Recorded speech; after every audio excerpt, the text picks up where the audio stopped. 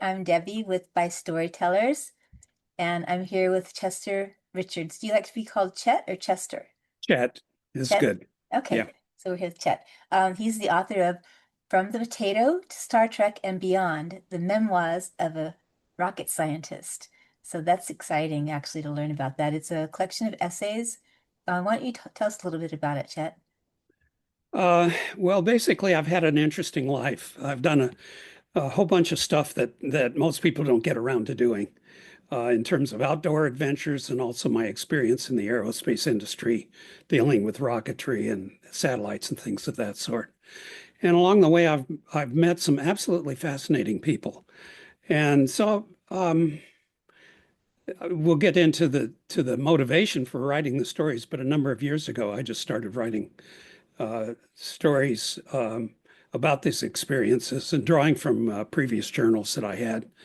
And each one of the stories is independent, um, and collectively they assemble into books. And you can go into a book and you can pick a story out in any order. It doesn't matter which order, but in combination, they cover a lifetime.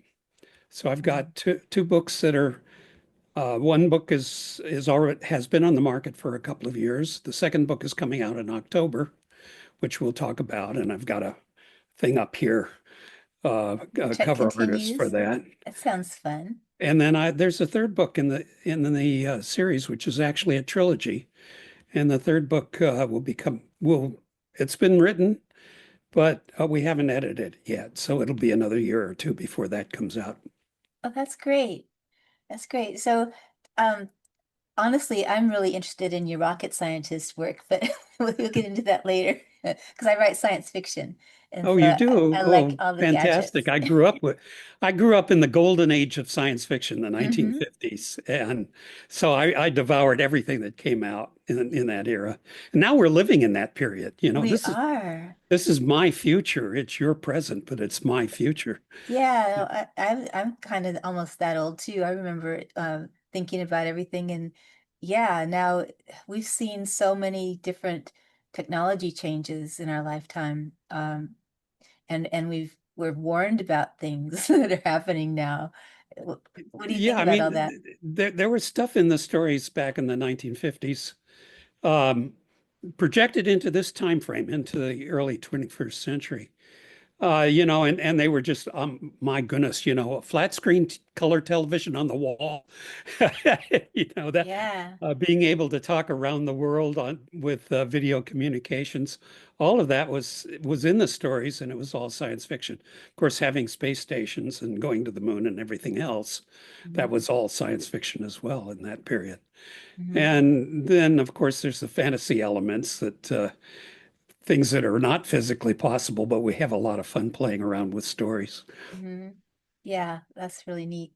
So, first, let's get into your book, and Sarah. Let's get that covered because it's so poignant and inspiring to people that have gone through things like loss and having be able to read your thoughtful essays, I think will help people. Thank you for bringing that up. That's actually the motivation for writing the stories because Sarah died almost 20 years ago, 19 years ago. And she just literally collapsed in front of me with her heart stopped, Mm. which, you're waiting for you put in the 911 call and you're waiting for people to show up. And you know that every minute is potentially lethal and so on. Well, she did pass away as a result of that. And I had never experienced anything even remotely close to that. Because, you have ups and downs as you go through life and everything. But this is really, it hits you in a way that's indescribable. People who've been through it understand. People who haven't been through it, you have no idea what it's like. Um, so I was in the deepest of depression. I guess you could call it hell. It's as close to the description of hell as you can possibly get. And what I found was a really interesting thing. I started writing the um, memorial for the funeral mass, and I just found putting words on paper about Sarah and her life and things that she had experienced and things that we had experienced together, I just found it lifted some of the burden. So after the funeral and after the wake, and I had people came from all over for that, and we had a good party. I thought really hard about how to get out of this situation, and I decided, well, heck, if I got uplifted a little bit by writing the memorial, maybe I should just start writing. So that's what I started doing. I just said, okay, I'm going to write a story, and I'm going to write it as if I'm writing a letter to Sarah. Mhm. It's something that I've experienced. She knew the story. Well, I'm just going to write it down, and I'm just going to make it a letter to her. So that was the first story in the series, and I just started writing letters to Sarah. And each one of those was a story, and each one lifted me a little bit closer to sunlight.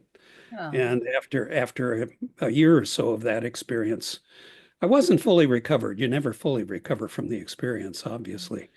But I was back to something close to a normal life. And I was able to get on with my life and my career and things of that sort. oh, So yeah. They say that journaling. just the exercise of putting stuff down on paper, expressing your feelings and through the stories of, I don't write the stories as oh my God, this is what happened, isn't it horrible kind of stuff. I write the stories as, hey, this is a lot of fun that I had. This is a really interesting adventure.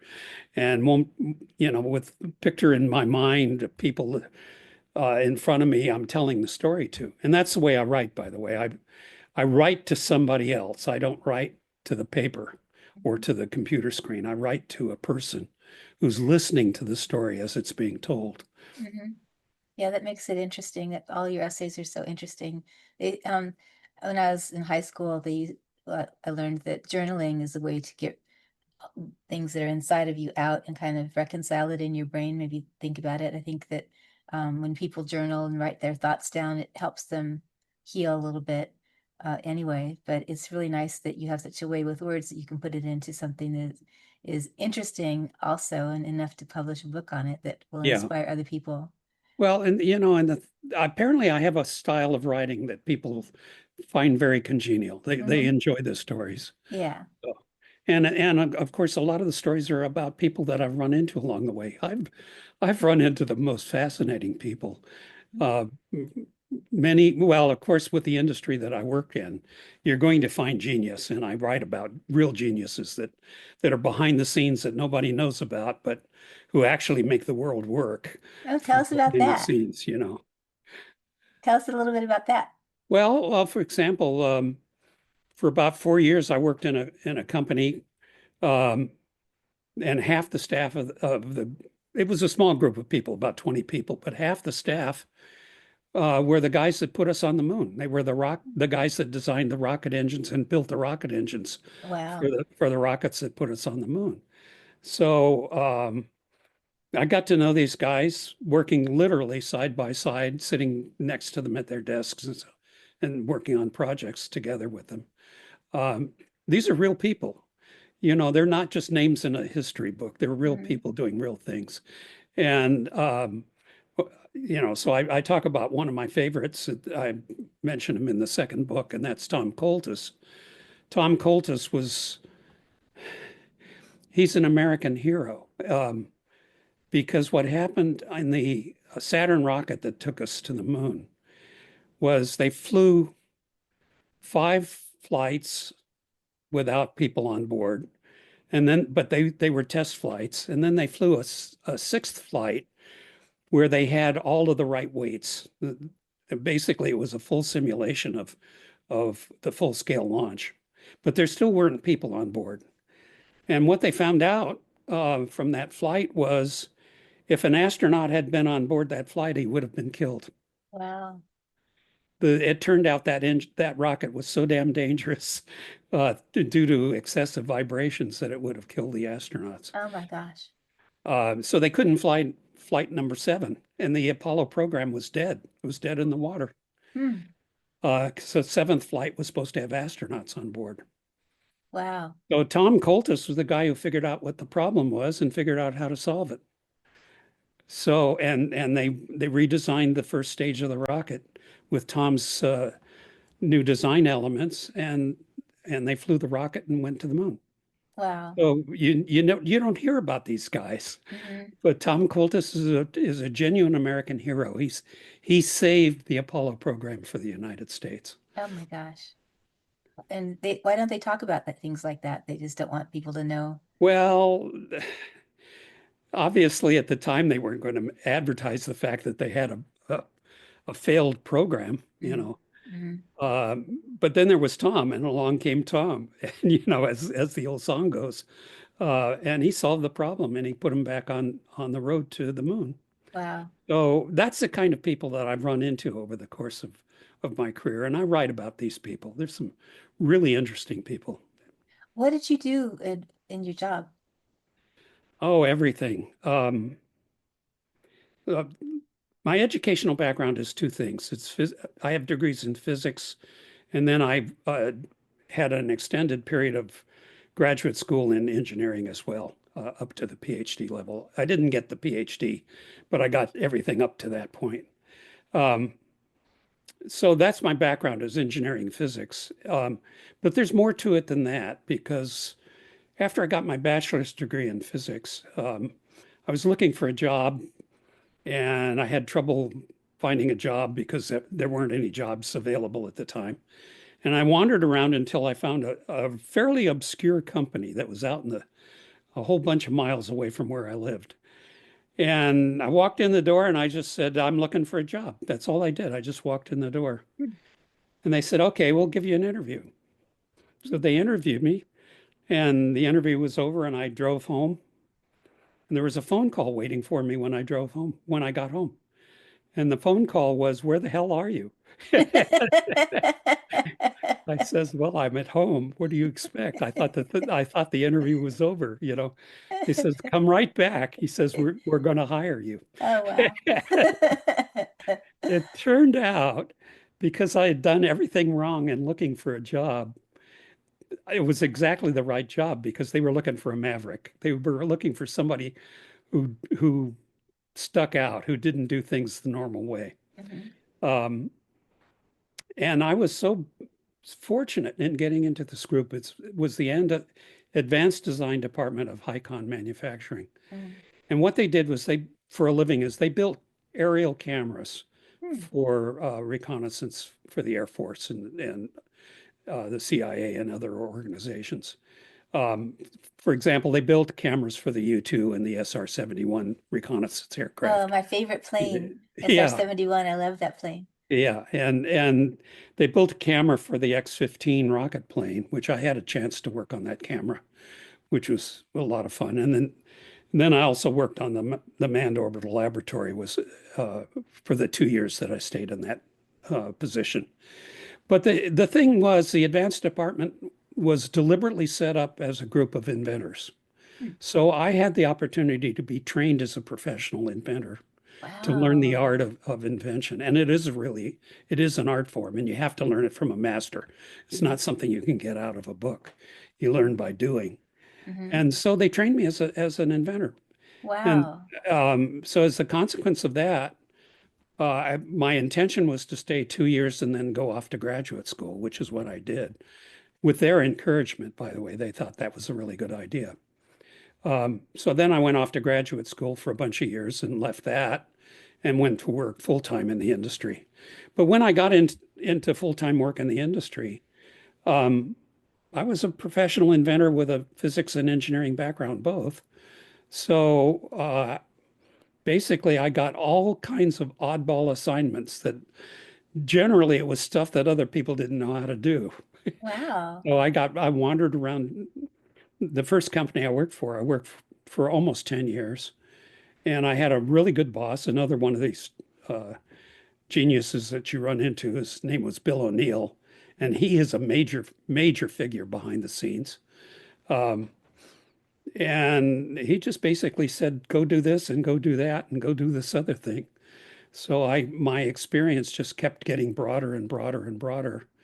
Um, I, for a while, I was connected with the Office of Naval Research, And they invited me to, because of the research that I was doing, to join the brain and behavior working group that the that ONR was running. And I got to meet some of the world's greatest biologists and Mm-hmm. just have lunch with them and get to be friends with some of the Mm-hmm. great scientists in biology as Mm-hmm. a result of that experience.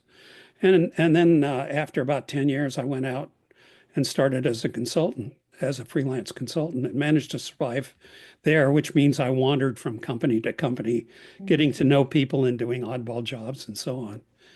Eventually, I ended up my career as an engineering fellow at Raytheon in their space and aeronautics division. Mm-hmm. I continued to do very interesting stuff there. So everything under the sun. I've done radar, I've done satellites, I've done rockets, guidance systems for rockets. I've done high energy laser weapons, for example. Uh-huh. I was one of the pioneers in that area.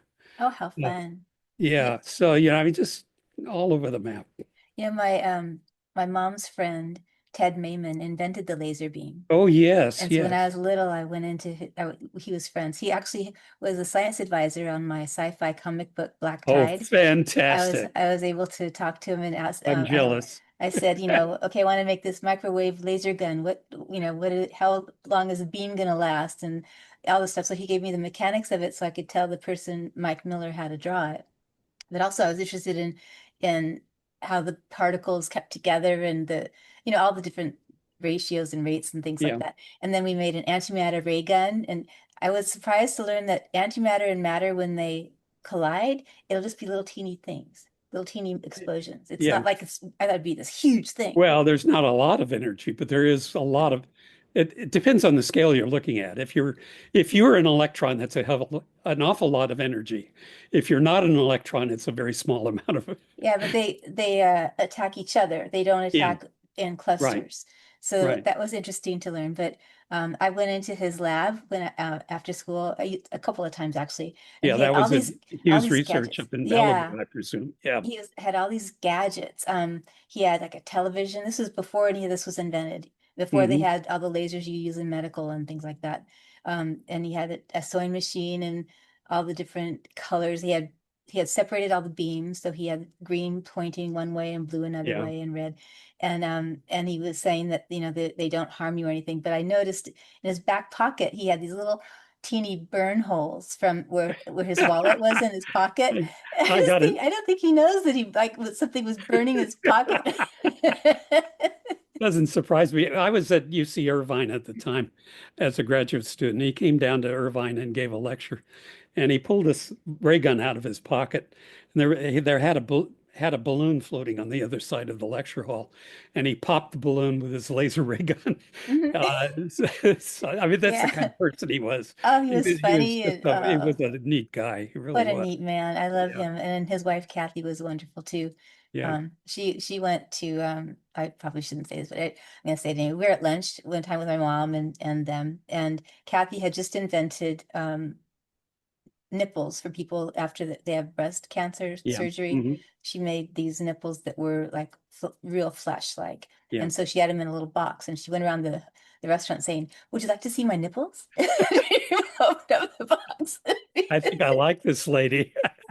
Just hysterical. It was really funny, but Yeah, they felt cool. like tissue, like real skin. It was really Yeah. good. But what a wonderful couple they Well, were. people go through that experience. It's got to be really hard, and anything Yeah, that helps is good. yeah, yeah.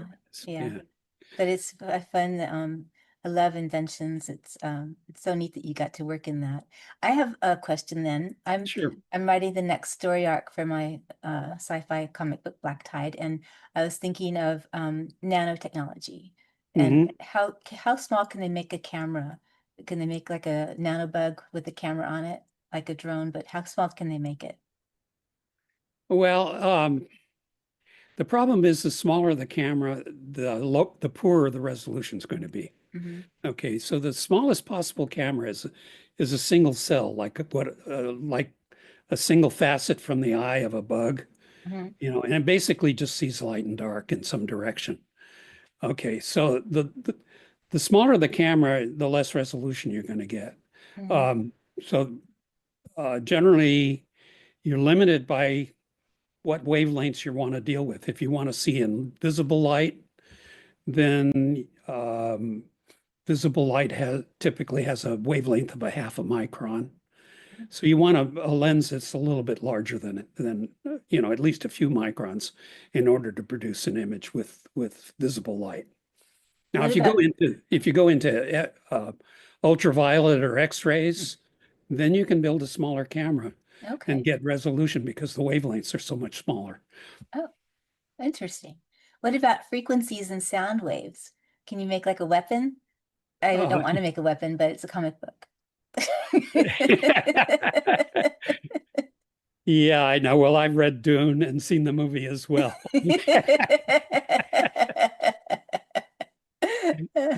Well, we should probably move on. So you wrote a Star Trek episode. Let's talk about that. That's really interesting. I love Star Trek.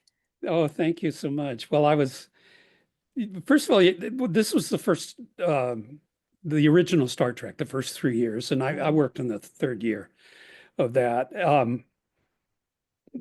Let me start out by saying Star Trek was a television show, and nobody thought of it as being other than a few minutes on television once a week. Mhm. Nobody had any idea where Star Trek was going. None of the cast, nobody working on that show, including my partner Judy Burns and myself. We were just doing a TV show. As it turned out, what we were doing was changing the world. But that happened later, and that happened as a result of the way the fans reacted to the Star Trek universe. Okay, so what happened was I met Judy Burns in school. She graduated. I was still in graduate school, and funny story. She was an anthropology major, and she had caught the attention of Louis Leakey because she wanted to go down to Tanzania and dig bones with Louis Leakey. So what she did was she went to a lecture that Louis Leakey was giving, and as he was walking out, she slipped a note in his pocket, brushed by him and slipped a note in his pocket. He read the note and invited her to go down to Tanzania with and dig bones with him. But what most people don't realize is the anthropology students and bone diggers mostly have to pay their own way because there's not enough funding from some organization to pay all the staff and everything. So Judy had to raise some money to go down to Tanzania, and she had been a storyteller since she was a little girl. So she said, "Oh, I really love this Star Trek thing. I'm going to write a Star Trek script." So that's what she did. And she got herself a Hollywood agent, Polly Connell, who specialized in young writers. And you don't get through the door anywhere without a Hollywood agent. You've probably figured that one out. Um, well, the script didn't go anywhere because what happened was the show got canceled after the second season, and the script was lost in the slush pile. But in the meantime, Judy was taking a script writing class from an old pro named Bob Duncan. Uh, and she kind of roped me in. She said, "Oh, you got to watch television. There's this good stuff on television." And I was a graduate student who knew what television was. Um, about the only time I watched television was when we landed on the moon. And yeah, I had a television set I had bought for that purpose, by the way, is to watch the moon landing. Um, But she sat me down and she played me a bunch of tapes that she had made of Star Trek episodes. So I had the thing in my mind. And I guess it really got pretty deeply embedded in my mind because I went to sleep one night and I had a dream. And the dream was that I was on the bridge of the Enterprise and there was a ghost haunting the bridge. That was in my Wow. dream. And it woke me up. Scary dream. What kind of a nightmare was that? No, actually, I didn't find it scary at all. I just found it really interesting. This ghost was wandering through the walls and going up to people and scaring the bejesus out of them. But I was just sitting on the sidelines watching this. And so I woke up and made some notes and went back to sleep. And I called Judy in the morning. I said, "Hey, you're looking for a story idea. Here's a story idea. Why don't we put a ghost on the Enterprise?" And she said, "That's a terrific idea." She says, "Why don't you join me and we'll write it together?" So we teamed up, and she invited me, managed to talk Bob Duncan into letting me audit the script writing class. So I learned some stuff there and became friends with Bob Duncan and Wanda, his wife. Um, so one day at the post party at the end of when the course was finishing up, Bob Duncan asked Judy and I, whatever happened to that speculative script that you guys wrote? It's a pretty good script. And Judy says, well, this show went off the air. They finally came back on the air for a third season. They've got a whole new crew up there. We'll put the script in, but who knows what it's going to happen to it. And Bob said, well, who's the new producer on that show? Judy says, it's some guy named Fred Freiberger. And Bob just lit up and he says, "Oh, he says, I've known Freddie forever." He says, "We've done so many shows together. We did Wild Wild West and a whole bunch of other stuff." Wow. And he says, "I'll call Freddie in the morning and get him to read your script," which he did. Hmm. So Judy and I went up what to see the movie 2001, the Oh, Kubrick yeah. movie. We saw that at the Grauman Chinese Theater. Hmm. And then we went to the Mongolian barbecue and had a nice meal after that, drove the long way back to Orange County. We got back to Judy's house. She was living with her parents for a brief while then. And her sister comes running out of the house, and sister says, "Hey, Judy, there's this guy named Fred something or other. He's been calling all evening. He wants you to call immediately that you get home. Doesn't matter what time of night, just give him a call." And Judy says, "Was that Fred Freiberger?" And her sister said, "Yeah, that was Fred Freiberger." So Judy called the guy and he says, "Yeah, we want to see you 8 o'clock tomorrow morning, Paramount Studios." Wow. So we were up before the sun the next morning, Yeah. Oh, how driving up fun. to Los Angeles to get through the traffic and up there. We had to talk our way past the gate because Freiberger hadn't bothered to put our name at the entrance to the They Paramount forget Studios. sometimes. Yeah. You'd think so. It's like the But most Judy was a important thing really in your good life, and they forgot to put your name at the gate. It happens a lot. But Judy was a really good talker. You had to understand this lady. And so she talked her way past the guard and got directions to go to the bungalow where the Star Trek was production was being managed. And so, we got into Fred Freiberger's office and sat down on a sofa, and the Arthur Singer, the story editor, came in and sat next to me, and um, Bob Justman, the associate producer, who was the real brains behind the third season, came in and started talking about how they were going to buy our script. They thought it was a really good story. However, Bobby had these notes and he was you couldn't stop him. He was a bundle of energy, I guess you could say, and he just kept walking back and forth. He would walk back and forth across the office with his secretary 2 steps behind him, taking down in shorthand everything he had to say. Wow. And he went through this bundle of notes that he had made about the script. And he basically changed everything in the story. So we basically had to throw the story completely out, throw the script completely out, change all the characters, change the emphasis and all the rest of that stuff. And Judy was poking me in the elbow with her elbow in my ribs at the time, saying, "Don't say a thing, just agree to everything." Yeah, it's amazing that they let you And rewrite it rather than giving it to somebody else. So so they that was got through good. with that. So we accepted all the changes. And I'm sitting or the two of us are sitting directly across from Fred Freiberger, and he's just taking it all in, just watching to see how we're going to react to all of this. Because we're unknowns. Mhm. They don't know whether we're capable of doing anything or Mhm. flash in the pan kind of stuff. Yeah. So Justman gets through with all his changes that he wants made in the story. And Fred Freiberger looks at us and he says, well, he says, we're on a really tight schedule. He says, we need a rewrite on the script. We need the script, not just a story treatment, but we need the script next Friday.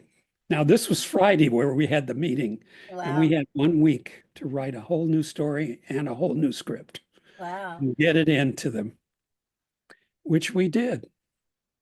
On the Awesome. drive home, we blocked out what the new story was going to be. And then we sat and talked probably until 1 or 2 o'clock in the morning, Judy and I. And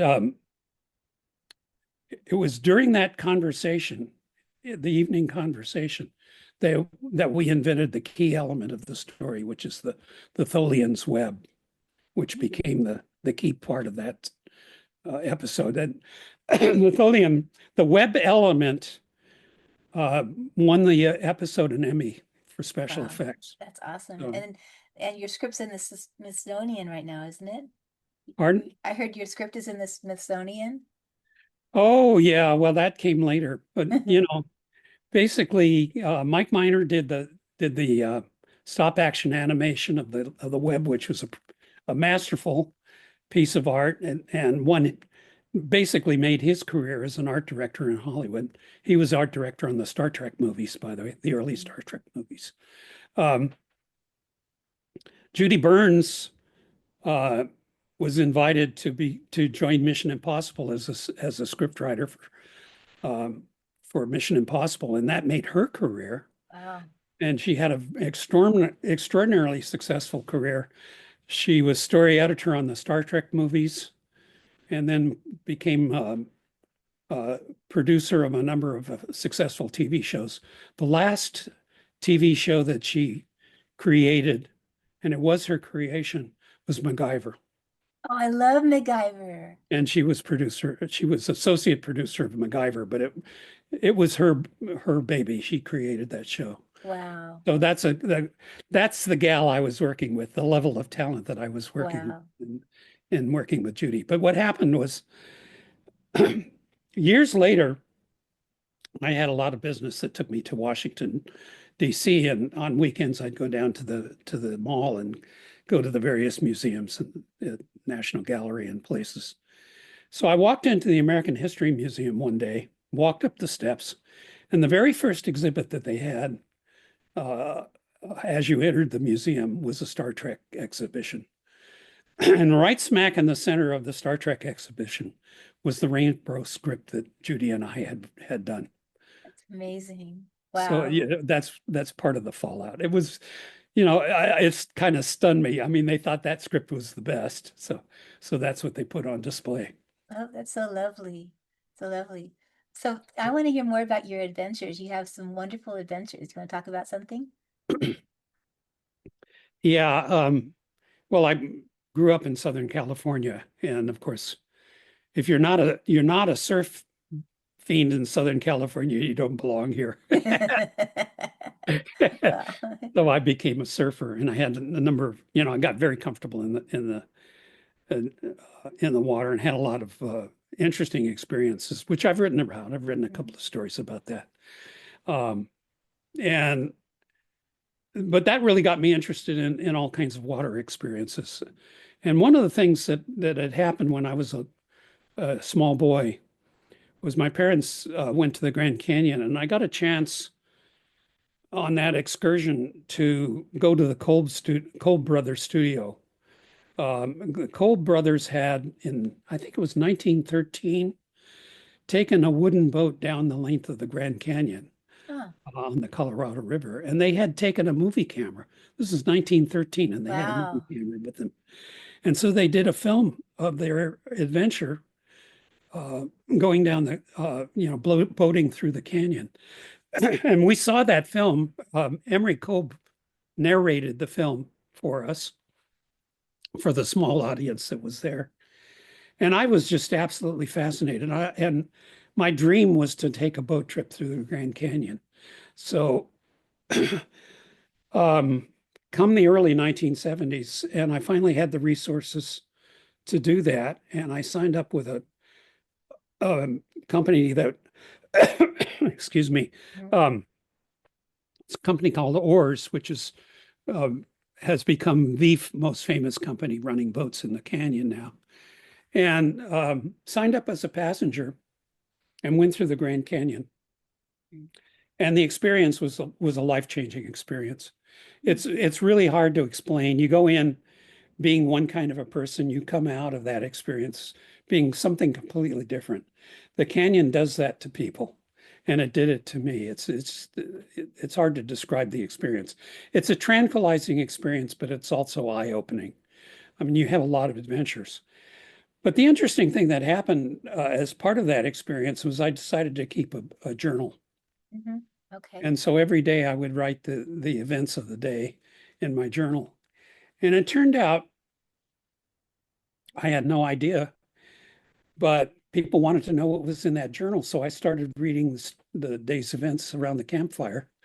And people thought I was a really good storyteller. So they said, keep on doing this. So I did that excursion. And then I did a whole bunch of other excursions with that company, which is now part of Sobek and Mountain Travel. Um, and I went off on an excursion to Africa, on an expedition in Africa, with these guys doing a river run through wild territory there. Oh, wow. There's a part of Africa where the bugs keep the people away, so that's just you know. And so I had that experience, and then dealing with natives once we came out of that area. Um, and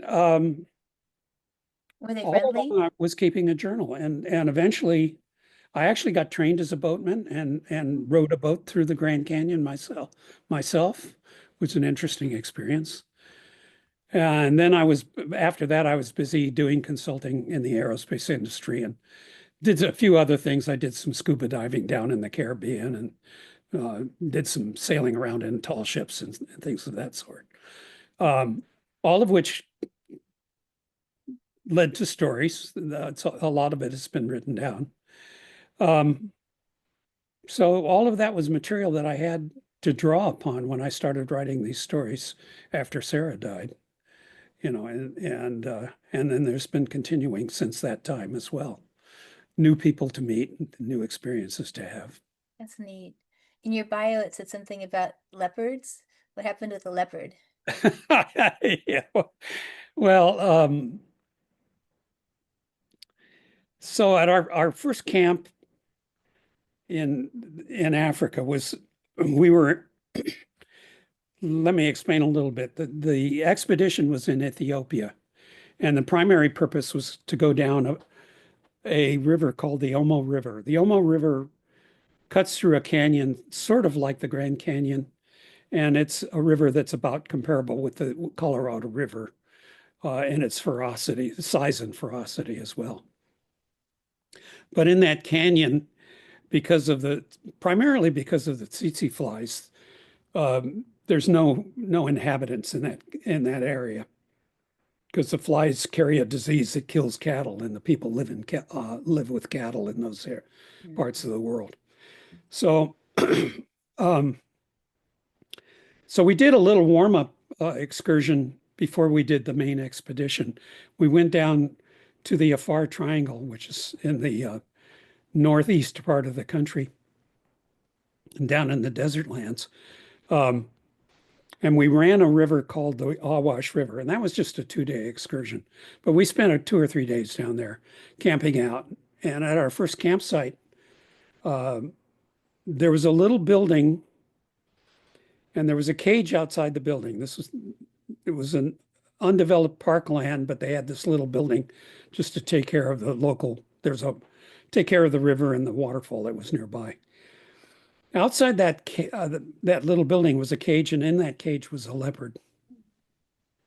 And I had wandered down to the building before breakfast, and I saw this leopard sitting in the cage, and the leopard was so lonely, I just had to sit down next to the leopard. Um, well, the cage had bars that were that wide, the Wow. foot or so wide, so the leopard could poke his head through the bars in the cage. I wanted to pet the leopard, but I just decided that I couldn't take the chance of any possible injury. So I held up from doing that. But I sat and chatted with the leopard, and the Hmm. leopard and I became friends. And the leopard started purring, Oh, and he got up, he stretched, he nuzzled against the bars of the cage, came down and purred some more, and the purr got more intense. And the two of us became friends for about a half an hour, just sitting and chatting together. wow. Do you know why he was in Uh, the cage? Pardon? Do you know why he was in the cage? I have no idea. Oh. He was probably, they were, I have no, well, it may be there was a Lindblad tour that was going to come through and camp out in that area, Mm. which I do write about. And they may have imported the leopard just to show off the Lindblad tour. So it was Oh. for other tourists. Oh. But It make me sad to have but wildlife yeah, I person in just, a cage. I'm to this day I still have wonderful images in my mind of sitting and chatting with this leopard. I mean, literally we're face to face, Oh, that's inches nice. apart. That's And nice. and it was just a big kitty. It was Oh, just a yeah. big kid. I was hiking actually. We have a My family had a ranch by Mount Shasta, and I was hiking up this mountain, um, and I get impatient, and so I decided instead of hiking at the end of the trail behind everybody else, I decided to climb up the face of the cliff, right? So I did Not a that. good idea. Well, I did it. I used to do that a lot. So anyway, I get up to the top, and I'm face to face with a mountain lion. I mean, like he's right Oh here. yeah. I could feel its breath on my face. Its face was this big, and its eyes. And my first thought was, oh, so beautiful. And I saw Yeah. the beautiful eyes and the beautiful whiskers and the beautiful nose and then the mouth, and I went, ducked, you know. Then a minute later, I went back up, and then it was like Yeah, it running was gone. away. Yeah. But that was, I love that I experience. suspect that mountain lion was just as surprised as you were. Absolutely. Yeah. At the top of this mountain, and we took a picture afterwards of us on the same spot, and just you see mountaintops forever. And it was just a beautiful Yeah. spot. But yeah, he was probably like, I think it hadn't eaten either. So but you're in the wild. Usually they stay away from Well, you. he's not, given the physical circumstance, he wasn't going to attack you because No. that means he would have gone off the cliff and that's not something he wanted to do. But Yeah. I he mean, I'm glad he probably, didn't wait for me either. my guess is that he heard you climbing and he was just curious to find out what was making the noise. Could be. Yeah, it could be. But it was just amazing that he was right there at the edge, like, Yeah. like, I mean, I could still feel the breath on my face from him. But Oh I think it was a yeah. girl actually, but so beautiful, and Oh what yeah. a Well, neat experience. this is yeah. It's really interesting. I live in Thousand Oaks and up in the hills here. Mhm. And when we first moved in, one of my neighbors was telling me the story. He was out riding a bicycle in the neighborhood here, and he looked down, and there was a mountain lion that was pacing him on beside his bicycle, Oh, and he had to decide.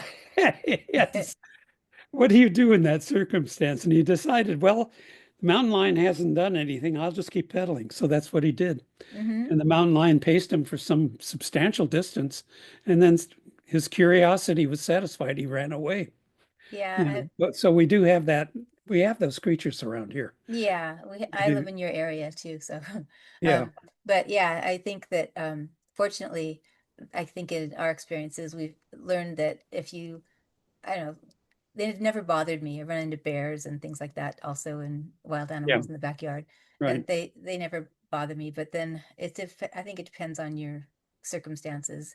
It's always a little bit scary, especially if you're out by yourself. But anyway, we've been lucky. Well, yeah, no, I've had coyotes in the yard, Yeah, and coyotes. things of that sort. And basically, they're frightened of you. They don't want to have anything to do with you.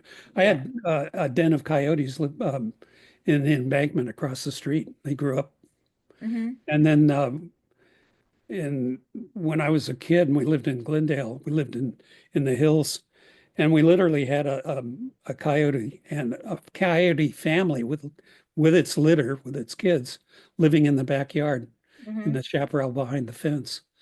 And Yeah, you can those hear them at night. coyotes and their kids grew up with our cat, Oh. and our cat and the coyotes apparently I don't know if they were friends, but they left each other alone pretty much. Oh, that's good. So That's yeah, good. you I live with rescued wild. I rescued my dog from a coyote once.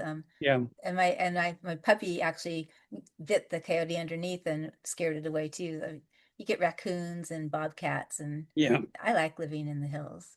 You know, it's fun. But anyway, so tell me about your next book because we're almost out of sure. time.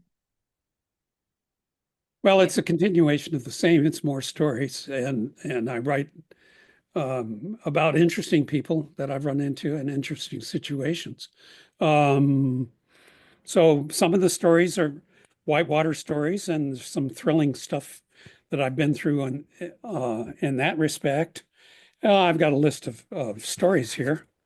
So some of them have to do with adventures like almost being in an airplane crash, things oh of my that sort. gosh, We didn't crash, but we came very close. And I tell you a little bit about that story. I was at Air Force ROTC at the time as an undergraduate and was on a flight, and the airplane ran out of oil. mm. Oh, And so we had to get into our parachutes, oh and we were no, standing at the doorway looking out the door at the ocean below us, wondering whether we were going to have to jump out of the airplane. oh my gosh. Did you have to jump? No, I didn't have to jump. I Oh, you wouldn't have didn't. survived the jump. Oh wow, wow. Um, but that's one of the stories in here, and then there's other stories. Um, so yeah, it's more of the same. I talk a little bit about family, and there's some vignettes about my wife Sarah, giving you a little bit of an insight as to what kind of an extraordinary person I was privileged to live with. Um, she was an amazing woman. A little bit about Sarah. She had had a pretty tough childhood. Her father had been a fighter pilot killed in World War II, and her stepfather was apparently okay, but there was really no affection between the two of them. Um, so she grew up in a fairly difficult childhood and managed to somehow find her way. But this is a woman of extraordinary intellect. I mean, really, really intelligent, gifted woman. Um, as a musician, she played violin and piano and sang professionally. She sang with the Seattle Opera, um, and she was even invited to sing with the New York Opera. So, Wow. I mean, she had an extraordinary career as a singer. Um, she also had degrees in um, anthropology, a master's degree in English literature, and a master's degree in psychology, and was a trained psychotherapist, licensed psychotherapist as Mm, well. wow. And as a psychotherapist, she specialized in dealing with criminal elements. Ooh. Actually, oh, that's amazing. I, My mom, I got to tell you, being married to a psychotherapist is an interesting experience. yeah, I It's, bet. when we first got together, she says my job is to sand off your rough edges. Well, you don't seem to have rough edges now, so she must have done a good I still job. I still have a few rough edges, yeah, but you should have seen me win. Oh, how nice. Oh, I'm sure you miss her still. It's hard. Oh yeah, I How long mean, does it take you to get over something like that? you You never never get over get the completely grief, over right? it. Yeah, the way I feel, I've kept the house. I've changed some things around the house, but I've kept enough of her in the house. Things that she really liked. Um, so I still have the feeling that she's here, Hmm. that she's just around the corner in the next room. Um, but to give you a sense of what it was like, so I'd go off to work and I'd have a hard day at work, and I was working down in El Segundo, which is a 100-mile round trip so there was a hard commute. And I'd come home and I'd be frazzled from the events of the day and so on. And I'd open the door and she would sing out, "Hi, Chet, welcome home." Aw. how was your day? And of course she had a musical voice. So there was a lilt in her voice when she greeted me. But that was the greeting that I got every day when I came Wow. home from work. There was no sense of stress or strain. Her interest was in making life as enjoyable as possible for me. And of course that reciprocated, you know. Mhm. Obviously we teamed together. We had a very, very harmonious relationship, the two of us. Oh, nice. That's So I miss wonderful. her. I mean, obviously, and you never get over it. They say they never leave us and that they're around, and I feel people that like my mom and dad and my brother died recently, and Oh, I, I'm I sorry. thank Yeah. you. I feel them around also, but it's different. It's like that's why, I write about in my books. I write, that we need to cherish people while we're here, because even if you believe in reincarnation or other things, another world and heaven and all that jazz, having this experience that we have here physically with these people is never going to happen again. So we Yeah. need to cherish what we have now and the relationships we have now, say what we think as we think it, and tell people how we feel about them, because that's the most important thing, and that's what we'll remember later when they're gone. Oh, yeah, absolutely. But they do stay with you. They're still in Yeah. you, they are the ghost inside of you. Hmm. And then the ghost in the next room, just around the corner, that kind of thing. Yeah. But you've had some experience that's equivalent to mine, so you understand what I went through. Yeah. Yeah, I did. But I think a lot of people have, which is I think why books like yours are so helpful, because when people read other people's stories like that, I think it helps them in their grief and helps them in their lives. So it's good that what you do. The essays are especially when they're compelling like you have written. Yeah, well, the feedback I've gotten from other people is that they're very touched by what I wrote about uh, my experience with Sarah, and the memorial that I wrote is for the funeral is also in that first book. Hmm. So you get a deeper sense as to who this person really was that I and Sarah's in every one of the stories, because basically I'm writing the stories to her. They're still letters to her, Oh, that's you nice. know. That's nice. So it was really nice to meet you. We've got to go now, but I really enjoyed meeting you and talking with you. Oh, And it's been a pleasure, Debbie. This has been a lot of fun, yeah, I hope really to and I'll talk truly. to you again. We're in the same area. Maybe we'll run into each other. Oh, cool. But you take care. I love you, and I wish you well and Well, a lot thank of you so happiness. much. Good luck with your next book. When your next book comes out, we'll do this again, okay? Yeah, indeed. Well, it's coming out. The book two comes out in October, but then there's going to be a year or two delay to get the third book out. But we'll have a chance to chat All again. right, we'll chat again. All right, you take Okay, care. that And was thank way you. cool. Yeah, thanks everybody for joining us, and check his book out, From the Potato to Star Trek and Beyond, Memoirs of a Rocket Scientist. And your website will be on the podcast so people Okay, can very check you good. out. Okay, Thanks a lot. bye. Thank you. Bye. Bye-bye.